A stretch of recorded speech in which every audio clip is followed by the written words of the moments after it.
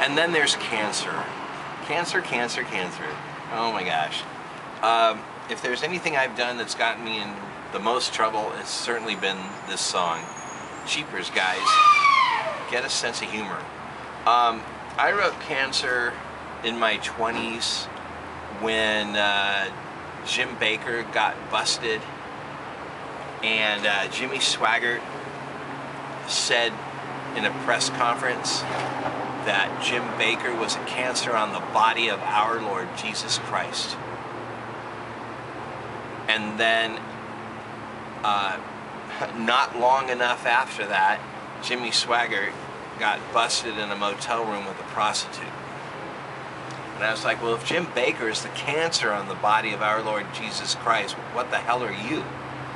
And I just thought that what Swaggart said was so mean and so hateful and so uncalled for a person of God to address anybody like that. I thought I should set it to music. And I did, damn it.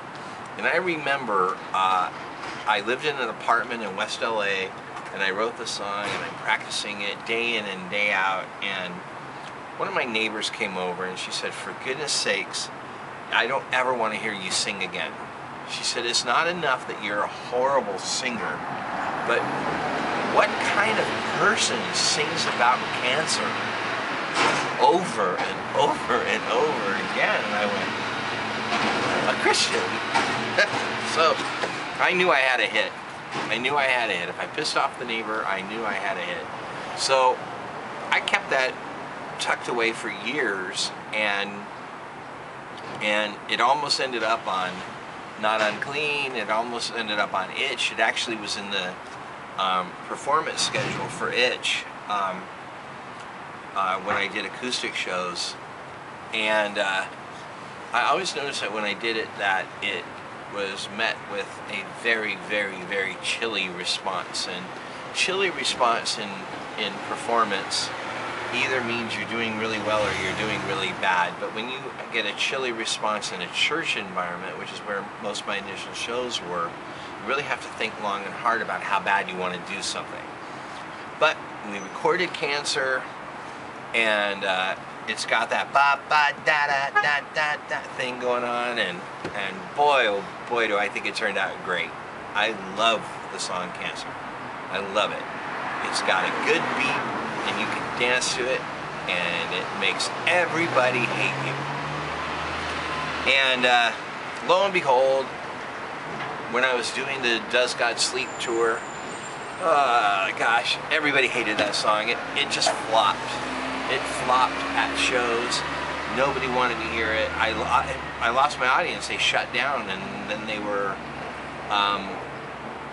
completely rude and hateful from that point on. And I think the last time I performed Cancer during that period was a Nazarene church in Kingman, Arizona, and I've got, the place was packed, and and I'm rocking the house, and I'm climbing on speakers. I sat in a man's lap and ruffled his hair, and so I'm doing lap dances. I'm swinging from chandeliers. The show's going great, and then I do Cancer, and I'm like, gosh, am I like the best performer ever? Am I like a rock star or what? And then all of a sudden I see a little girl in the front row crying and crying and crying, and she's like shaking and convulsing and crying, and I'm like, uh-oh. So I stop everything, and I go, we have a crier, and because I have a microphone attached to my head, I walk over and I went, what's the matter, little girl? Is the music too loud? And she looked at me, and she didn't even blink, and she said, my grandfather just died of cancer, and starts crying. And, oh my gosh, I was like, oh, talk about losing the room. I was the devil from that point on. So I dropped Cancer from the performance cycle, and I felt like cancer had failed me, and I had failed cancer, and no one ever got what the song was about, and there was no way to introduce it to an audience where they would get where I was coming from. And then about 6 months or so later, I went online and I Googled myself, which I do nightly, and I saw that someone had talked about me on a website, and I went to the website to see what people were saying about me, and it was a website that was dedicated to the worst songs of all time, and it was put up by a Christian, a group of Christians. It was basically one of those websites to warn people about bad music, that Christians don't want you to listen to this music. And there I was.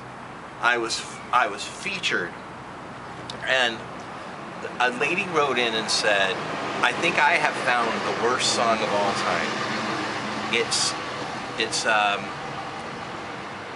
some guy named Paisley Yankolovich who's trying to make it in the Christian music market." And I say trying because he's so bad, there's no way he's succeeding. And his songs are so bad. He has a song called Cancer that says, "You're a cancer on the body of our Lord Jesus Christ." It's disgusting. It's wrong. He's horrible. He should be stopped. And the person who responded to her from the website said, "Well, we'll all pray together that Paisley Yankolovich never succeeds in music." So I wrote this nice lady and I said, "You know what's interesting about what you said? It's that the song Cancer is about Christians who make snap judgments on other Christians based on how they look, act, or sound without ever finding out what they're about, and how devastating that is to people's lives, how devastating it is to people's ministries, and how when Jesus was on the cross, he took all that on. He took on our social cancer. He took on our spiritual cancer. And that basically when we do that to one another, we put another nail in his hands. And you have exemplified what this song is about." And I said, "You know, I've actually dropped this from my tour because people didn't like it and people didn't get it. But now because of you, I'm inspired. I think people do need to hear this. And I have a great way to introduce the song. Thank you very much." And you know what she wrote back? "You're welcome." Oh my gosh, I loved it. "You're welcome." Well, Cancer by Paisley Yankolovich. It finally makes sense. And I love the song, and I haven't done it in a long time, and I just did it the other night in a performance, and I go, "Guy, every time I do it after not doing it for a long time, I realize how much I missed it." It's sort of like, you know, Debbie Boone's, you know, to Debbie Boone's, you light up my life is my cancer. So I think I'm going to have to put it on one of my next records, so I'm forced to do it at every show for a year, and update it. And I thought I'd work with like multi-video screens and show pictures of this nice lady with her address and phone number.